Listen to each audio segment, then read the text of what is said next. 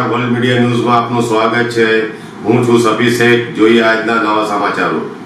ભરૂચ જિલ્લામાં છેલ્લા 2-3 દિવસથી ધોધમાર વરસાદને લઈને અનેકો વિસ્તારમાં જળબંબાકારમાં ફેરવાયા છે। ત્યાં વાલિયા તાલુકામાં પણ ભારે વરસાદને લઈને જળબંબાકારની પરિસ્થિતિનું નિર્માણ થતાં 18 ગામોમાં કીમ નદીનું પાણી ભરાતા અનેક ગામોમાંથી 24 કલાકમાં 965 જેટલા લોકોને સલામત સ્થળે તંત્ર દ્વારા ખસેડવામાં આવ્યા છે।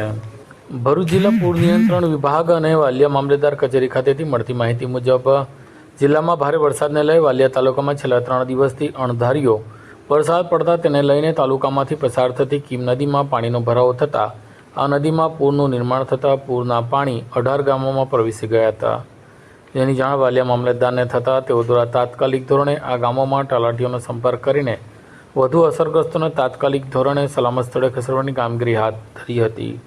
વાલિયા મામલતદાર કચેરીમાંથી મળતી માહિતી મુજબ વાલિયા તાલુકાના ડેહલી, ભમાડિયા, સોળગામ, તરસાદ, પણસોલી, ઇટકલા, દેસાર, કળા, સિનાડા, ગાંધુ, લુણા ગામમાં કીમ નદીના પાણી પ્રવેશી જતા 965 જેટલા લોકોને સલામત સ્થળે ખસેડવામાં આવ્યા હતા, જ્યારે દણસોલી, દોલતપુર, કેસરગામ, તુણા, સીર ગામના લોકોને સાવચેત રહેવાની અપીલ કરવામાં આવી હતી।